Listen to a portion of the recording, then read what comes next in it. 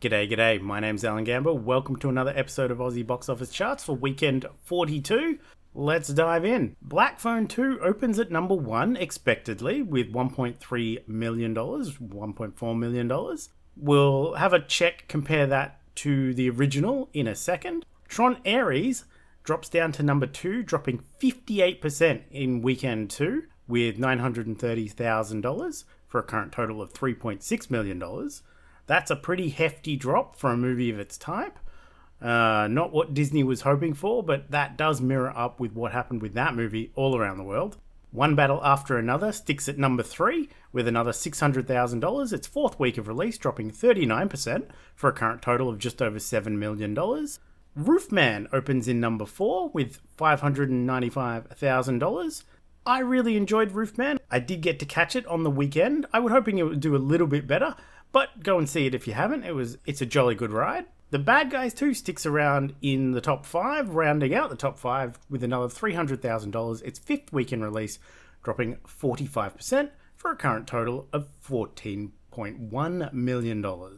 Moving on to 6 through 10, The Travelers in its second week brings in another $300,000, dropping 39% for a current total of $1.1 million. Rocky Horror Picture Show 50th anniversary pulled in $200,000. Its opening release, but obviously it's its 50th anniversary. It's been around for a long time. In number 8, we have Kangaroo with another $195,000. Its sixth week in release, dropping 64% for a current total of $4.9 million. And dropping a similar amount was Gabby's Dollhouse, the movie, with another $155,000. Its fifth week in release, dropping 70% for a current total of $4.6 million. That is the return to school effect. All the school kids that were being taken to Kangaroo and Gabby's Dollhouse, they're back at school. Those movies drop rapidly down the chart. And rounding out the top 10, we have After the Hunt, with $151,000 for a current total of $169,000. So there we go, that is our top 10. Opening outside the top 10 this week that we did talk about last week, only one movie that we flagged as upcoming was Night of the Zoopocalypse, which landed in 16th with $69,000. All other movies we mentioned last week did make their way into the top 10. So, speaking of box office disappointments like Night at the Zoopocalypse, Tron Ares not doing so hot, dropping massively in its week 2. Here's a chart of how the total gross for Legacy went. Obviously, we've got no Tron from 1982 numbers, but Tron Legacy from 2010 ended up bringing in $14.4 million. Tron Ares is at 3.6 after 2 weeks. Not ideal. It's got a long way to go, and I don't think it's going to get there. But we'll see how high it gets and how close it can get to matching the 2010 original. But I'm not high hopes for this one. The soundtrack was better in Legacy.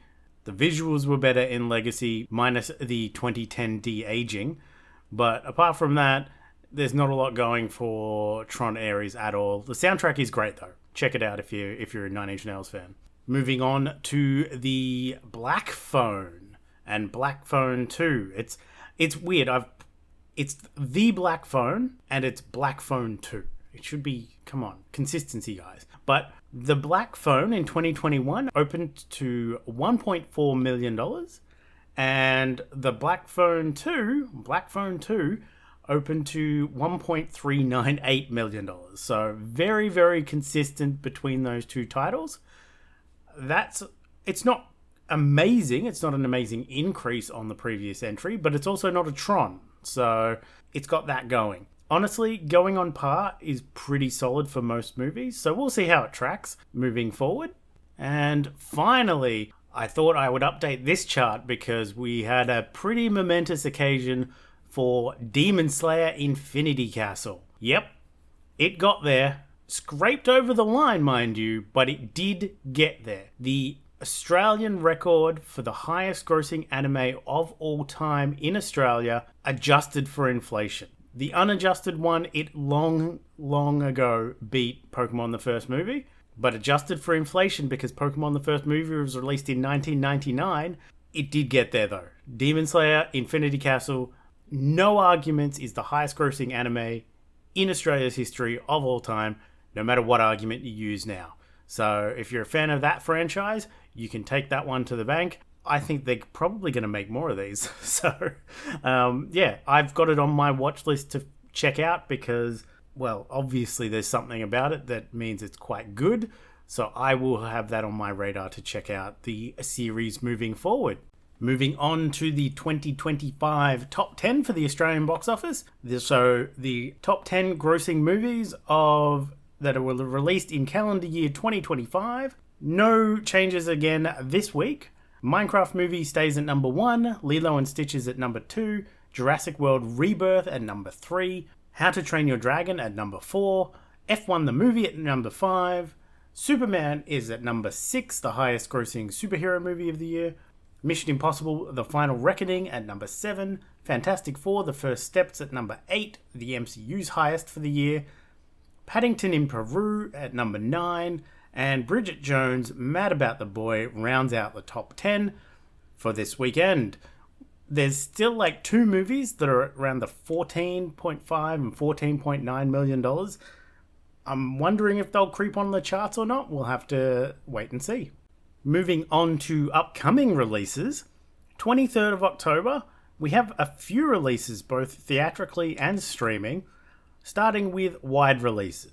First up is Springsteen, Deliver Me From Nowhere, the latest music biopic directed by Scott Cooper, and this one is starring Jeremy Allen White as the titular Springsteen, Jeremy Strong, Paul Waterhauser, so looks like it's going to be another awards contender to take that slot for the Oscars this year.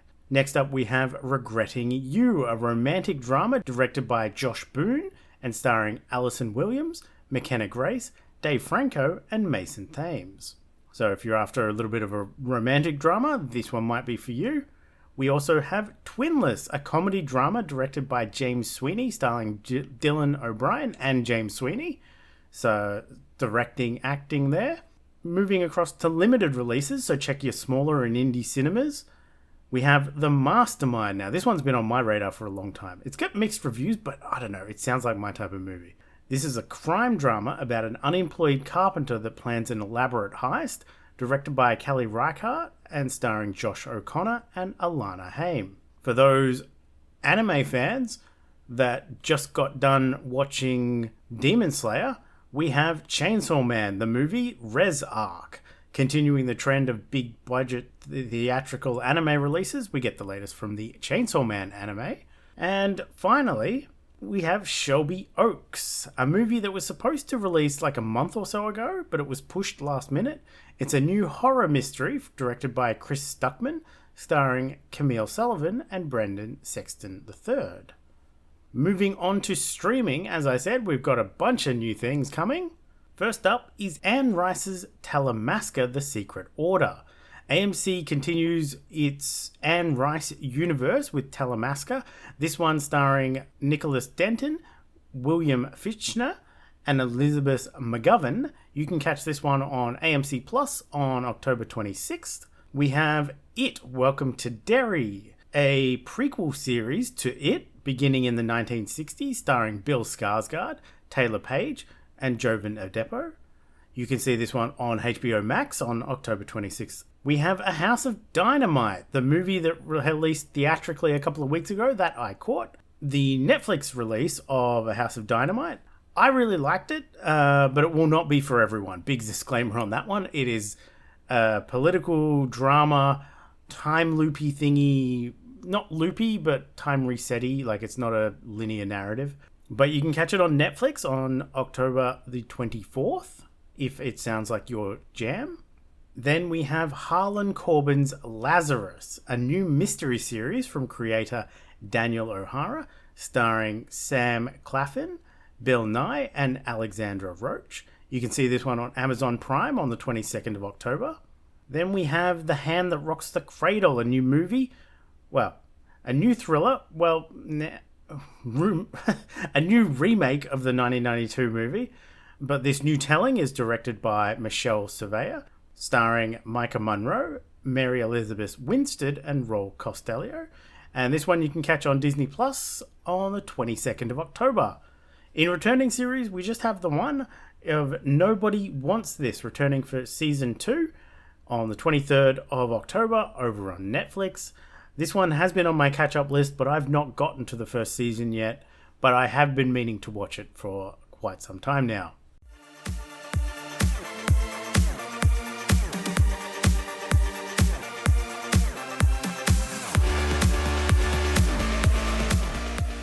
So, with 3 movies watched for this week's movie challenge, let's dive into what I did catch.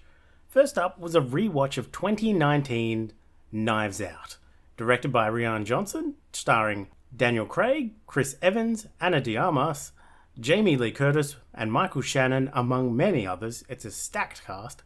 A rewatch to prepare for the sequel releasing later this year, with the classic styled whodunit type mystery with half-truths, personal agendas at play that all needs to be unraveled. An absolute modern classic. I love it. I loved it the first time I saw it, and I loved it again on rewatch. Just a great movie all around. Next up was Rooman from 2025, that just released theatrically in Australia this weekend. Directed by Derek Cianfrance and starring Channing Tatum and Kirsten Dunst, telling the true story of an ex-soldier turned criminal who got caught and escaped prison, and then ending up keeping a low profile by living hidden in a Toys R Us store. This was a fun, if not formulaic movie, since movies like this that are based on true stories only end in several ways.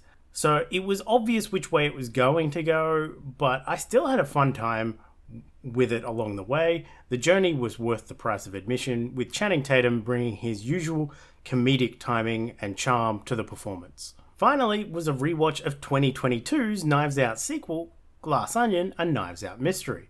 Once again directed by Rian Johnson and once again starring Daniel Craig, this time with Edward Norton, Janelle Monáe, Catherine Hahn and Dave Bautista. A new mystery to unravel for Benoit Blanc, this time involving an eccentric billionaire and leader of a tech giant firm. I enjoyed the sequel a lot more on this second rewatch than I did originally. The first one is still the better movie in my opinion as a whole, but this one is still really solid as a movie. Some great performances all around, some fun twists and turns, and some amazing deliveries from Daniel Craig. Like, he loves this character, he has nailed this character.